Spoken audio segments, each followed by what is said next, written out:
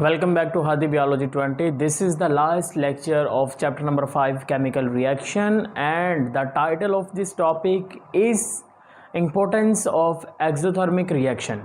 Dear students, last lecture में मैंने आपको बताया था कि एक्सोथर्मिक रिएक्शन ऐसे रिएक्शंस जिसमें हीट रिलीज़ होती है, यानी कि ऐसे रिएक्शंस जिनमें से हीट रिलीज़ होगी, उन रिएक्शंस को कहेंगे एक्सोथर्मिक रिएक्शन।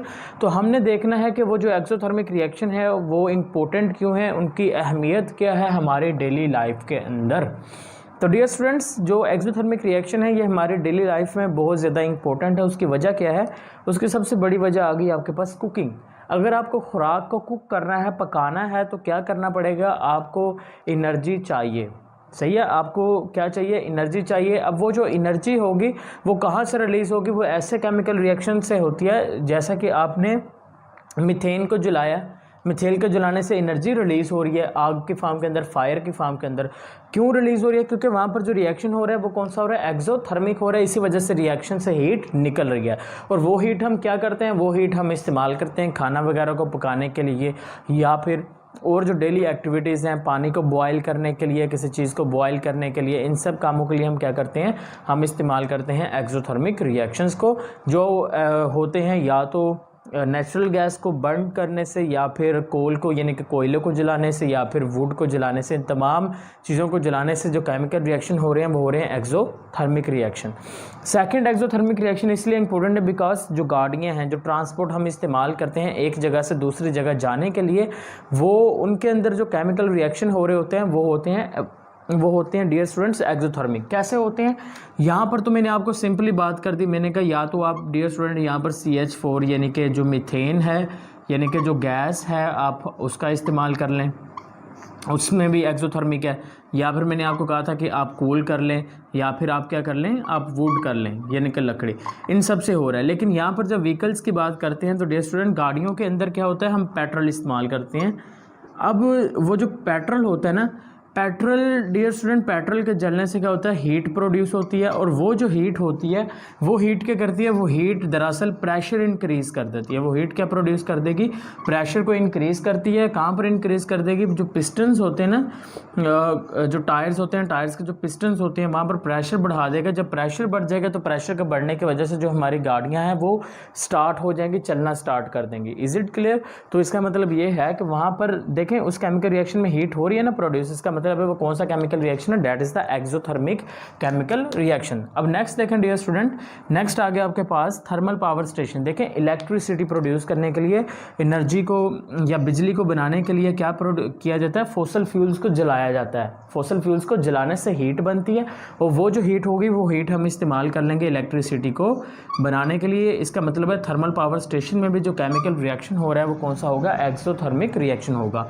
फोर्थ वन आ गया रूम टेम्परेचर। सर्दियों के मौसम में क्या होता है कि बाहर का दर्जा हरारत काफ़ी ज़्यादा होता है, तो हम अपने जो रूम होते हैं उसको हीट करने के लिए, गर्म करने के लिए, उसका जो टेम्परेचर है वो बढ़ाने के लिए हम कोयले वगैरह को जलाते हैं।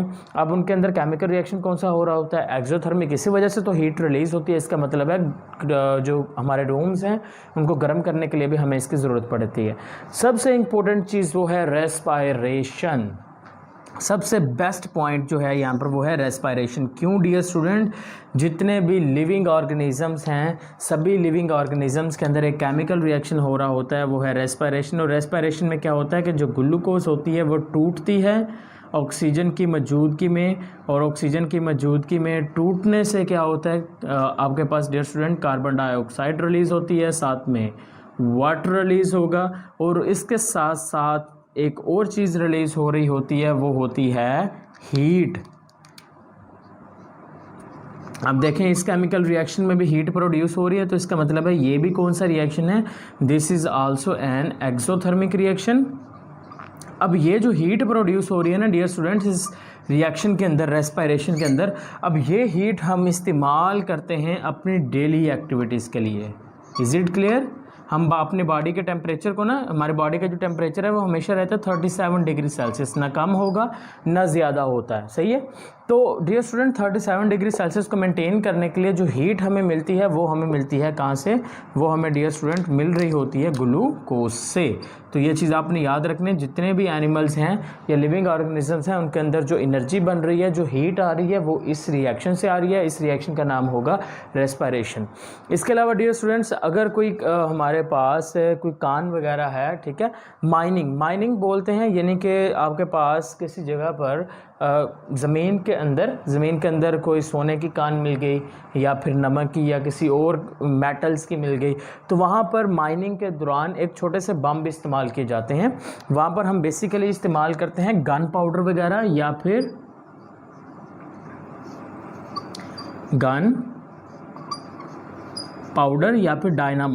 डायनामाइट इस्तेमाल करते हैं। अब गन पाउडर और जब हम डायनामाइट इस्तेमाल करते हैं ना, इस गन पाउडर और डायनामाइट के इस्तेमाल करने से बहुत बड़ा एक्सप्लोजन होता है। बहुत बड़ा क्या होगा, एक्सप्लोजन होता है, और उस एक्सप्लोजन के दौरान बहुत सारी हीट रिलीज़ होती है। तो मेरे कहने का मकसद ये है कि वहाँ पर जो एक्सप्लोजन करवा रहे हैं हम माइनिंग के दौरान अपने फ़ायदे के लिए, वहाँ पर जो गन पाउडर के फटने से जो हीट निकलती है वो क्यों निकलती है, एक्सोथर्मिक रिएक्शन की वजह से। इसका मतलब है माइनिंग के दौरान भी एक्सोथर्मिक रिएक्शन हो रहा होता है, और इसकी वजह से अगर किसी जगह पर ब्लास्ट होता है डायनामाइट या गन पाउडर की वजह से, वहाँ पर भी बहुत ज़्यादा टेम्परेचर बढ़ जाता है, वहाँ पर भी हीट रिलीज़ होती है। क्यों, वहाँ पर भी एक्सोथर्मिक रिएक्शन हो रहा होता है।